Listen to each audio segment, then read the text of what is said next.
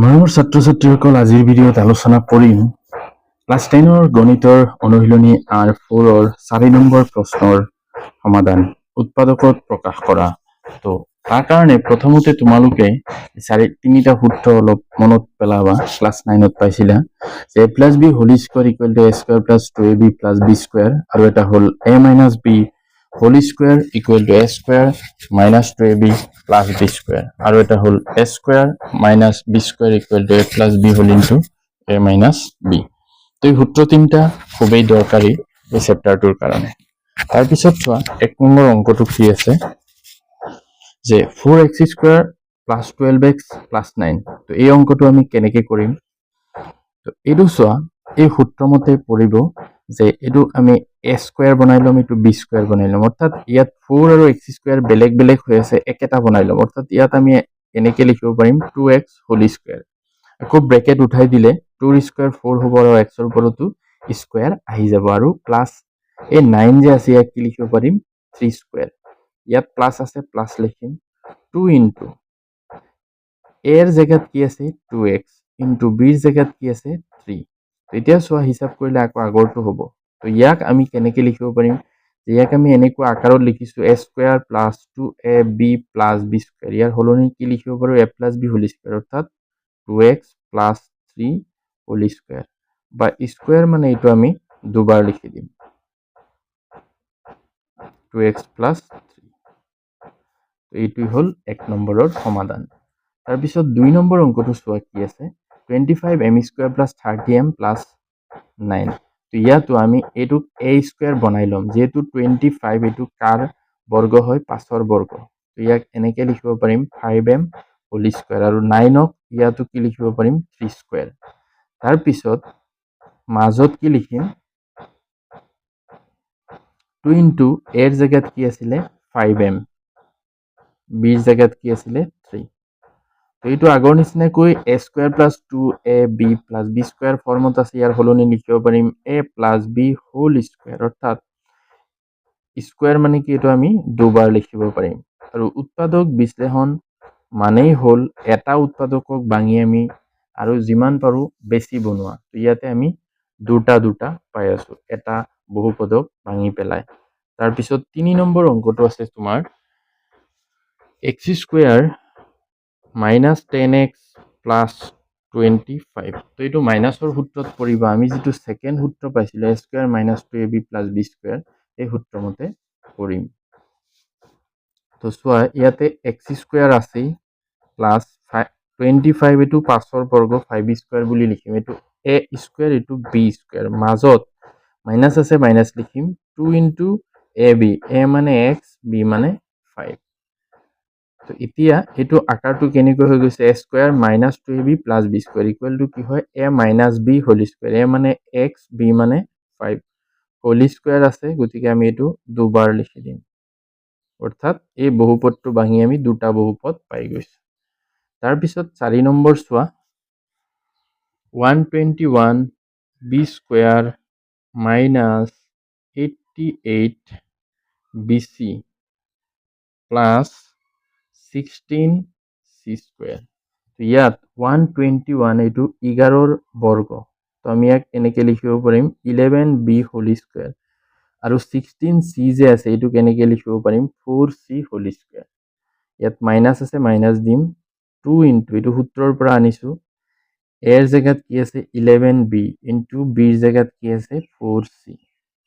ইয়াৰ সলনি আমি এনেকৈ লিখিব পাৰিম a square minus 2ab plus b square, গতিকে a minus b whole square হ'ব। a মানে 11b মাইনাছ b মানে হ'ল 4c হোল স্কয়াৰ। এইটো স্কয়াৰ আছে, গতিকে আমি এইটো দুবাৰ পূৰণ হিচাপে এনেকৈ লিখিব পাৰিম। তাৰপিছত আছে চোৱা 5 নম্বৰ অংকটো কি আছিলে 9p square minus 16q square. তো এইটো আমাৰ আৰু এটা যে সূত্ৰ আছিলে 3 নম্বৰ সূত্ৰ, সেই সূত্ৰমতে লিখিম a square minus b square equal to a plus b whole into a minus b। তো ইয়াতে এইটোক আমি a বনাই ল'ম, যিহেতু 9 টো 3ৰ বৰ্গ হয়। তো ইয়াক এনেকৈ লিখিব পাৰিম 3p whole square minus 4q whole square. তো a square minus b square equal to কি হয় a প্লাস b মানে 3p plus 4q into a minus b মানে 3p মাইনাস 4q। এইটোই হ'ল উৎপাদক বিশ্লেষণ। তাৰপিছত 6 নম্বৰ চোৱা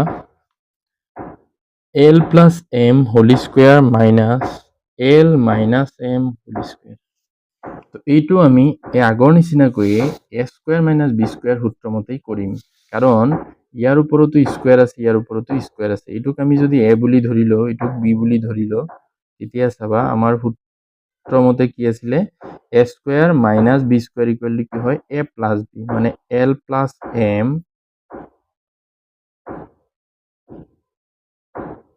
প্লাস l মাইনাস m।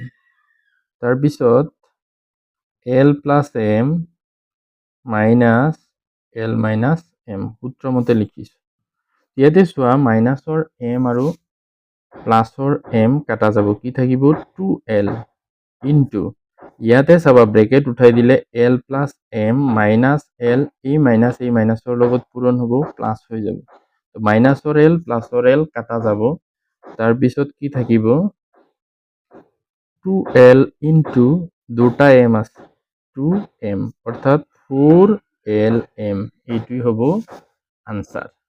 তাৰপিছত 6 নম্বৰ অংকটো চোৱা কি আছে x square minus 13x minus 30। তো এই অংকটো কিন্তু এটা সূত্ৰটো নপৰে। তো ইয়াৰ নিয়ম হ'ব এনেকুৱা, আমাৰ এই x স্কোয়াৰৰ যদি কিবা হৰক থাকে, এইটো আৰু লাষ্টৰ ধ্ৰুৱক পদটো এই দুটা পূৰণ কৰিম, কৰি পেলাই ইয়াত লিখিম। যিহেতু x স্কোয়াৰৰ হৰক 1 30 গুণ 30, তাৰপিছত ইয়াক এনেকুৱা দুটা সংখ্যাত ভাঙিম যাতে এই দুটা পূৰণ কৰিলে 30 হয় আৰু এটাৰ পৰা আনটো বিয়োগ কৰিলে বা এটাৰ লগত আনটো যোগ কৰিলে মাজৰ 13 হয়। তো কেনেকে ভাঙিম চোৱা, 2ৰে যদি এইটো হৰণ কৰো কেইবাৰ যাব 15 বাৰ। তো ইয়াতে আচলতে পাই গৈছো যে 2 আৰু 15 পূৰণ কৰিলে কি হ'ব 30, আকৌ 15ৰ পৰা 2 বিয়োগ কৰিলে মাজৰ সংখ্যাটো পাই আছো। তো আমাৰ সেই জোড়াটো হ'ল 15 আৰু 2। তো x স্কোয়ার মাইনাস 13 ঠাইত লিখিম 15 মাইনাস 2 ইন্টু x মাইনাস 30। তাৰপিছত ব্ৰেকেট যদি উঠাই দিওঁ 15ৰ লগত x পূৰণ হ'ব, 2ৰ লগত x পূৰণ হ'ব, ইয়াত মাইনাস আৰু মাইনাস পূৰণ কৰিলে প্লাস হৈ যাব। তাৰপিছত এই দুটাৰ পৰা কমন ল'ম, যিহেতু কমন সংখ্যা একো কমন নাই, গতিকে চলক চাম x দুই ঠাইতে আছে, x সৰুটো কমন ল'ম, x এটা কমন ল'ম। তো x দি x স্কোয়াৰক হৰণ কৰিলে কি থাকিব x থাকিব, x দি যদি ইয়াক হৰণ কৰো x ত একবাৰ যাব 15 থাকিব। তাৰপিছত এই দুটাৰ পৰা কমন ল'ম, ইয়াতে চোৱা সংখ্যা 2 দি দুইটা হৰণ যাব, 2 কমন ললো, 2 দি এইটোক হৰণ কৰিলে একবাৰ যাব, 1ৰ লগত 1 x পূৰণ কৰিলে 1x মাইনাস 2 30ত কেইবাৰ যাব 15 বাৰ। ইটোৱে চোৱা এইফাল আৰু এইফাল দুইটাতে x মাইনাস 15 কমন আছে, মিল আছে। তো আমি কি কৰিম x মাইনাস 15 কমন লৈ ল'ম, কমন লৈ ল'লে কি থাকিব x প্লাস 2, এইটোৰ নামে উৎপাদক বিশ্লেষণ। তাৰপিছত চোৱা 7 নম্বৰ অংকটো, 7 নম্বৰ অংকটো কি আছে চোৱা y square minus 5y minus 36। তো ইয়াতে y স্কোয়াৰৰ হৰক 1 আৰু 36ৰ লগত পূৰণ কৰিলে কি হ'ব 36 হ'ব। তাৰপিছত 36ক আগৰ নিচিনাকৈ হৰণ কৰা, 2ৰে হৰণ কৰিলে 2 3 যাব একবাৰ, থাকিব 1 16 16 যাব 8 বাৰ, আকৌ 2ৰে হৰণ কৰিলে 9 বাৰ। এতিয়া চোৱা 2 2 গুণ 4, আমি মানে জোড়াটো অৰ্থাৎ এই সংখ্যাটো যে পাম এইখিনিৰ পৰা ওলাব লাগিব। তো 2 2 গুণ 4 আৰু 4 9 গুণ কিমান হ'ব 36, আকৌ 9ৰ পৰা 4 বিয়োগ কৰিলে কিমান হ'ব 5, মাজৰ সংখ্যাটো পাই আছো। তো আমি সেই জোড়াটো পাই গৈছো। তো এতিয়া y স্কোয়ার মাইনাস 5ৰ ঠাইত কি লিখিম মাইনাস 4 ইন্টু y মাইনাস 36। তাৰপিছত y স্কোয়াৰ 9ৰ লগত y পূৰণ কৰিলে 9y, এই মাইনাসৰ লগত পূৰণ হ'ব, মাইনাসে মাইনাসে প্লাস। এতিয়া এই দুটাৰ পৰা কি কমন ল'ব পাৰিম, সংখ্যাটো নাই কমন, y কমন ল'ব পাৰিম, কাৰণ y দি y স্কোয়াৰ আৰু y দুইটাই হৰণ যাব, y দি y স্কোয়াৰক হৰণ কৰিলে কেইবাৰ যাব y বাৰ যাব। কাৰণ যেতিয়া ভূমি একে থাকে আমি জানো কি হয় চলকটো গাতটো খালি মাইনাস হৈ যায়, তো এইটো দি এইটো হৰণ কৰিলে কি পাম আমি y। y দি এতিয়া 9 y ক যদি হৰণ কৰো y ত যাব একবাৰ কি থাকিব 9। এই দুটাত সংখ্যা কমন লম 4 4 4ত একবাৰ যাব, একৰ লগত y পূৰণ কৰিলে y মাইনাছ 4 36ত কেইবাৰ যাব 9 বাৰ। এতিয়া y মাইনাছ 9 দুই ঠাইতে আছে, এইটো কমন লৈ লম, কি থাকিব y প্লাছ 4। এইটো হৈ গ'ল 7 নম্বৰ অংক। তাৰপিছত 9 নম্বৰ অংকটো ভালকে চাবা, এইটো অলপ বেলেগ ধৰণৰ হয়, কিয় কৈছো চাবা। ইয়াতে চোৱা, ইয়াতে y স্কোৱাৰৰ হহক আৰু ধ্ৰুৱক পদ যিটো আছে এই দুটা প্ৰথমতে পূৰণ কৰিবা। 21 4 গুণ কিমান হয়, 4 1 গুণ 4 84।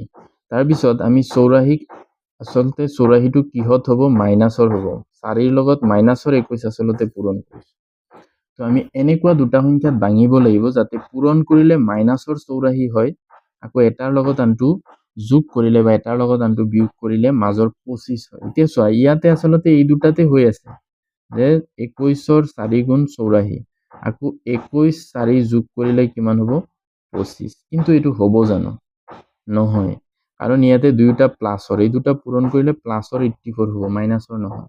আৰু এই দুটা যোগ কৰিলে প্লাছৰ 25 হ'ব, এইটো ঠিকে আছে, কিন্তু মাইনাছৰ 84 নহয়। তো আমাৰ হয়তো সেই জোৰটো বেলেগ হ'ব, এইটো ওলাই ল'ম। তো চোৱাচোন এতিয়া আমি কি কৰিম চাবা, 2ৰে এইটোক হৰণ কৰিম, 4 বাৰ যাব, 4ত যাব দুবাৰ, আকৌ 2ৰে 2 বাৰ 1 বাৰ, 3ৰে 7 বাৰ। এতিয়া ইয়াৰ পৰা আমি বেলেগ এটা যোৰা ওলাম, চোৱাচোন কেনেকে ওলাম। 2 2 3 7 এইকেইটা পূৰণ কৰি ওলাব লাগিব। তো আমি যদি 2 2 গুণ 4 4 7 গুণ কিমান হয় চোৱা, 4 7 গুণ 28, 28ৰ লগত যদি 3 পূৰণ কৰো কিমান হ'ব 84 হ'ব। আৰু 28ৰ পৰা 3 গুচি গ'লে কি থাকিব 25 থাকিব। এইটো জোৰটো ল'ব পাৰো নেকি? ল'ব পাৰো, কাৰণ ইয়াতে আচলতে যেতিয়া এইটোৰ পৰা এইটো বিয়োগ কৰিম এইটো হ'ব মাইনাছৰ 3, অৰ্থাৎ 28ৰ লগত যদি মাইনাছৰ 3 পূৰণ কৰো কিমান হ'ব মাইনাছৰ 84। গতিকে এই জোৰটো কি হ'ব আমাৰ শুদ্ধ, কিন্তু এইটো শুদ্ধ নহয়, এইটো ল'লে আমাৰ উৎপাদক নাপাম। তো আমি কি লিখিম 4y স্কোয়াৰ প্লাছ 25ৰ ঠাইত কি লিখিম 28 মাইনাছ 3y মাইনাছ 21। তাৰপিছত ব্ৰেকেট যদি উঠাই দিওঁ 28ৰ লগত y পূৰণ হ'ব 28y মাইনাছ 3y মাইনাছ 21। এই দুটাত চাবা হৰণ কিহেৰে যাব, 4ৰে যাব, yৰে যাব। তো 4yৰে যদি এইটো হৰণ কৰোঁ কি থাকিব y, 4 28ত যাব 7 বাৰ, y 1 বাৰ, 3ৰে হৰণ যাব y প্লাছ 7। প্লাছ কিয় লিখিছোঁ, কাৰণ ব্ৰেকেটৰ আগত যদি মাইনাছ থাকে এই চিনটো সদায় পৰিৱৰ্তন হ'ব, কাৰণ ব্ৰেকেট যেতিয়া উঠাই দিম এইটো পূৰণ হ'ব, আকৌ মাইনাছ প্লাছে মাইনাছ হ'ব। কিন্তু ইয়াত যদি মাইনাছ দিওঁ, মাইনাছ আৰু মাইনাছ পূৰণ কৰিলে কি হৈ যাব প্লাছ, কিন্তু ইয়াততো প্লাছ নাছিল, গতিকে এইটো মনত ৰাখিবা। তাৰপিছত চোৱা দুয়োফালে y প্লাছ 7 কমন আছে, y প্লাছ 7 যদি কমন লৈ লওঁ কি থাকিব, এইটো বাহিৰত লৈ আনিছোঁ 4y মাইনাছ 3, কাৰণ কমন লোৱা মানে কি এইটো দি ইয়াকো হৰণ কৰিম ইয়াকো হৰণ কৰিম, তো যেতিয়া ইয়াক হৰণ কৰিম কি থাকিব 3।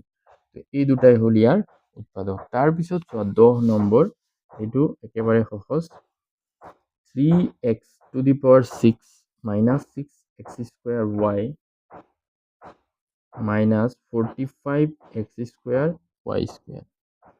তো উৎপাদক বিশ্লেষণৰ আৰু এটা কথা হ'ল যে প্ৰথমতে আমি চাব লাগিব গোটেই ৰাশি কেইটাত কিবা কমন আছে নেকি, যদি কমন থাকে প্ৰথমতে আমি সেইটো লৈ ল'ব লাগে। তো এই বহুপদটোত চোৱা 3ৰে গোটেইকেইটা হৰণ যায়, xও আছে, গতিকে এইটো কমন ল'ব পাৰিম, অৰ্থাৎ 3x স্কোয়াৰ কমন ল'ব পাৰিম। 3 3ত একবাৰ যাব, x স্কোয়াৰ দি x টু দি পাৱাৰ 6ক হৰণ কৰিলে কি হ'ব x টু দি পাৱাৰ 4। 3 6ত যাব দুবাৰ, x স্কোয়াৰত একবাৰ কি থাকিব y। 3 45ত কেইবাৰ যাব 15 বাৰ, x স্কোয়াৰত একবাৰ যাব y স্কোয়াৰ থাকিব। তাৰপিছত এইখিনিত যদি চোৱা এইটোক আমি উৎপাদক বিশ্লেষণ কৰিব নোৱাৰো, কাৰণ ইয়াত x আছে মাজত x নাই, y আছে ঠিকেই, কিন্তু x নাই, গতিকে এইটো আমি উৎপাদক বিশ্লেষণ কৰিব নোৱাৰো, এইখিনিতে থাকিব এইটো এনসাৰ।